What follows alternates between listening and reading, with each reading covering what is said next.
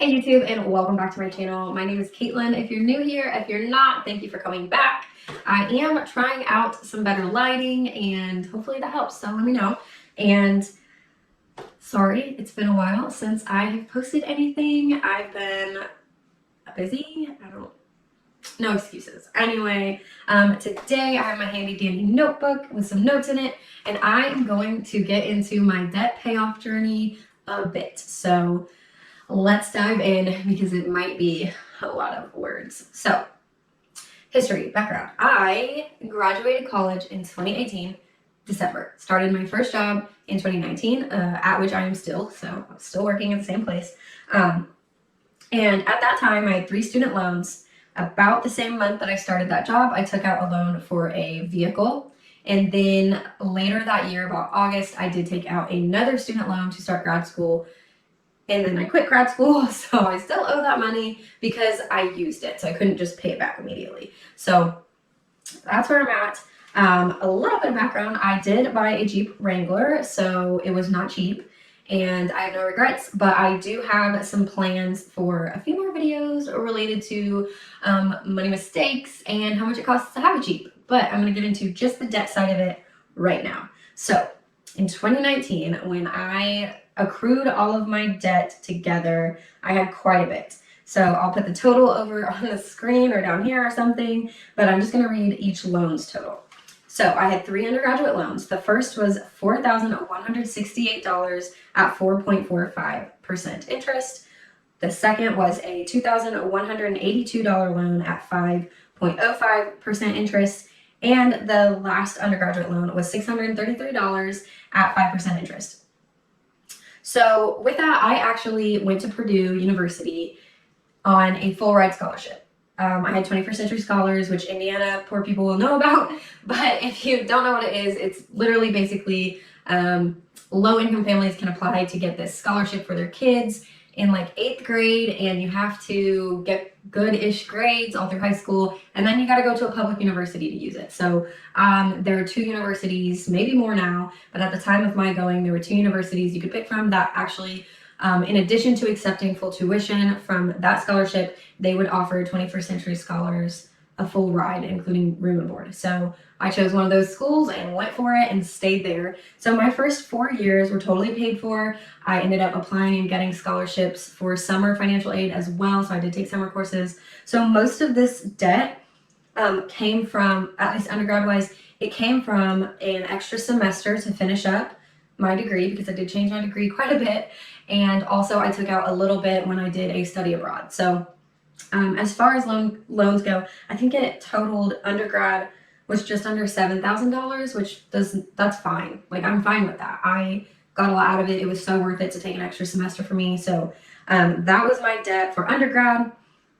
And then, like I said, later in January, when I started my job in 2019, I did take out a loan for a Jeep Wrangler, which was $22,838 at 11.59% interest. So I obviously didn't have very much good credit. I had very shallow credit because all I had was 2 credit cards, and I only had them for like a couple years. So got that bad interest rate, and it's fine. It's fine. What does that equate to, though? I think you guys, like, for me to understand how detrimental this debt can be, it's easier to look at it this way. So when I first started paying off my Jeep loan, I was paying $7 a day in interest to just have that loan exist. So that's painful. When you do 7 times 30 days, that's a bunch of money.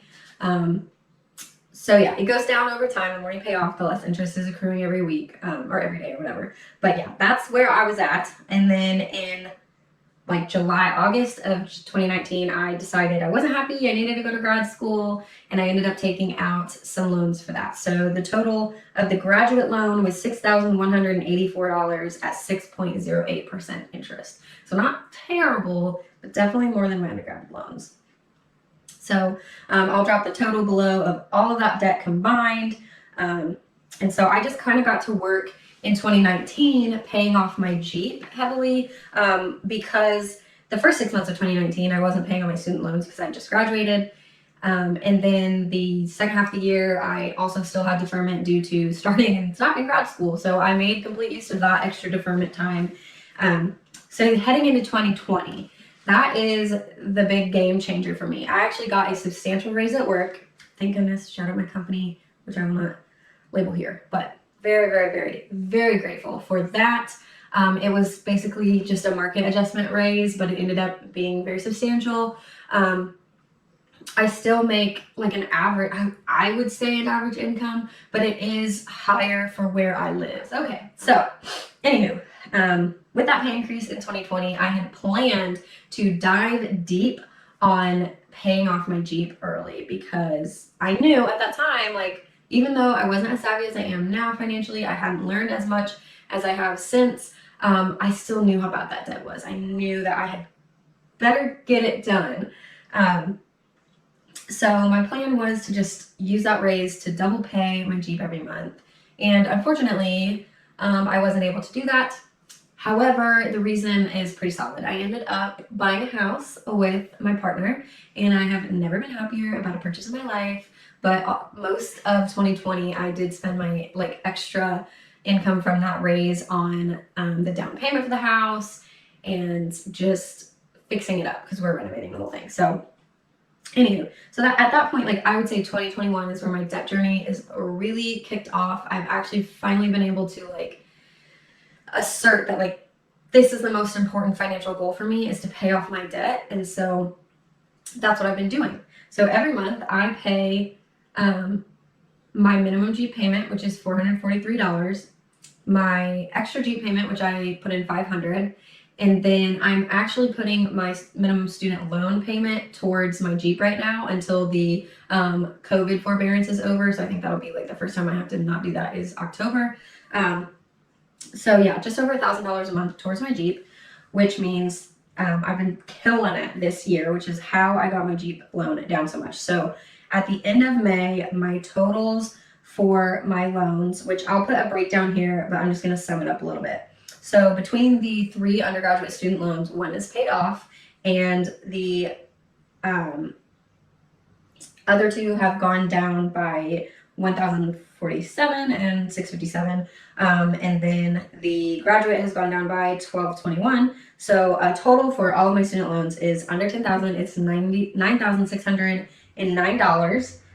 So that's great. That was a huge goal last year, was just to get that under $10,000, which I did because last year I did pay my minimum payment every month, even though we had the forbearance, because I was scared of the government changing their mind. So anyway, my Jeep loan, though, it started, remember, at $22,800, and now it is at $8,077. So I am stoked that I have killed it. This year alone, I've paid double every month. So I'm going to show you a spreadsheet here in just a second of all my payments and my plan for the rest of the year to pay off my Jeep loan in 2021. So one more little total I will say to just really hit this interest rate on the head and just drive it home. The total amount of money I've paid to my Jeep loan is $19,295, which if you remember, I only took out $22,800. So realistically, I should be a little closer to paying it off, but $4,500 of that actually went to interest. So that feels bad. Can you imagine what you could do with $5,000 more? Like, I could have invested that. I could have had a bigger down payment for my house. Like, so many things could have gone way better with that money. So it sucks. And I just want you guys to, I guess, just caution, like, don't take out a huge car loan if it's not worth it. And know the value of the car you're buying. Is it worth that interest? Because you're going to pay it. Even if you pay, like, I'm paying my Jeep off 3 years in advance of the loan maturity date. And, like, I still have paid that much interest. So just be very, very aware of the interest you are about to sign up for if you take out an auto loan. Anywho, that leaves it at, I have paid principal off for my Jeep at $14,761, which is awesome. So Now I am just gonna open up a couple spreadsheets that I've got put together and just show those off a little bit, and then that'll be it. Okay, so I will pop this up on the screen, but I wanted to show you guys a couple of my spreadsheets.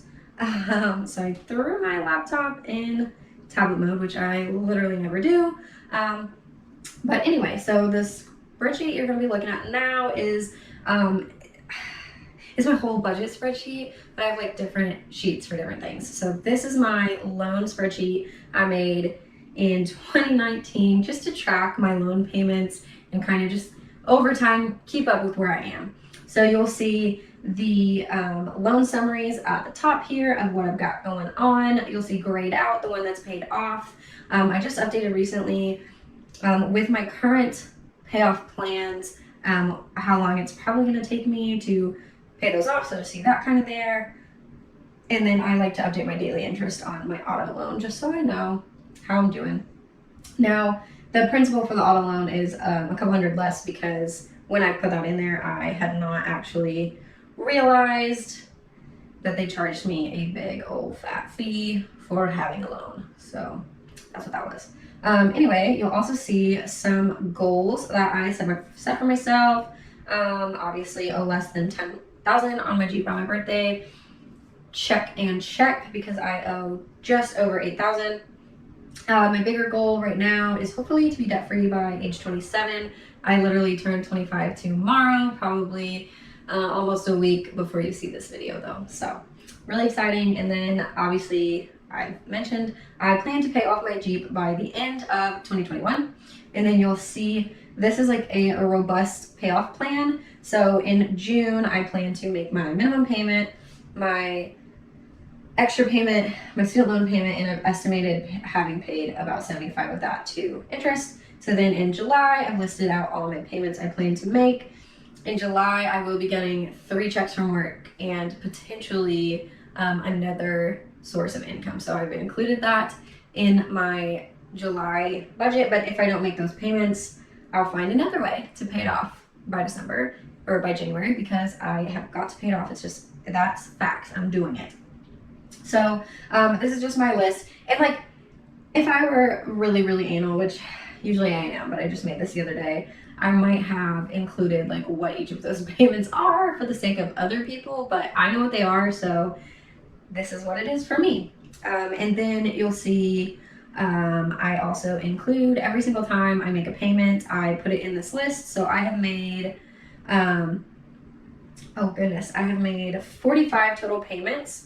Some of those have been less than the amount of a monthly payment. So for the longest time, all I did was just, any extra payment I made was just $443.83, which is the monthly payment, and it would just increase my due date. And I stopped doing that when you'll see it switches from checks to bank transfers, and that's kind of about the time I started doing principal payments, because before I had to mail a check to the people because they didn't have a good web interface. So now they have a great web interface and I can make principal payments easy. So yeah, every time I do it, I just put in that I did that. And then I have the same thing set up for my student loan payments. So you'll see I do that. So all of my student loans are with the same servicer. So that's lucky because I don't have to go to different sites. And that's part of the reason I paid off that $600 loan so quickly, is because it was with a different servicer and I just don't have too many things open. So that is that. The other spreadsheet I wanted to show off a little bit is this one I got from Low Mills Finance on Etsy. She is Low Mills on YouTube as well, and she just makes a much prettier spreadsheet than me. And my budget spreadsheet is like very, very tailored to me. I cannot adjust. I've tried apps, I've tried other people's spreadsheets, and I like how I do it. It works for me. So I'm sticking with that. But she did make this super cute debt payoff spreadsheet that I got from her Etsy. So I started it in February, and as you can see, in February, my total balance of debt left over was $20,000. Obviously, like in the grand scheme of payoffs since 2019, I've paid more than that, but this is just 2021 since February. So I've already paid off 11.5% as of the end of May, which is super duper cool, or maybe that's the end of April. I don't know. I think I have to pull this over, that principal balance over. Anyway, I've paid off quite a bit this year, and I'm really proud of that. So total debt paid off so far this year is $23.75, and so that will actually be, I believe, a little bit higher because the calculations finish with May. So as of June 1st, I'll be able to see the full picture. But either way, I'm pretty darn pumped about this, and I really, really like this spreadsheet. So in addition to that, I just wanted to also mention that I know that my situation is totally different than so many other people's situations. So it may not be relatable to people, but I do want to acknowledge the things that are putting me in the position where I can pay down my debt as fast as I am doing so. So number one is I am sharing a home and the bills with a partner equally. So I am just extremely fortunate for that fact that we're both able to work full-time jobs and contribute to bills evenly, which is awesome. Saves me a ton of money. And then additionally, we don't have children. We have 2 big dogs and that's it. So we don't spend money on that type of an expense.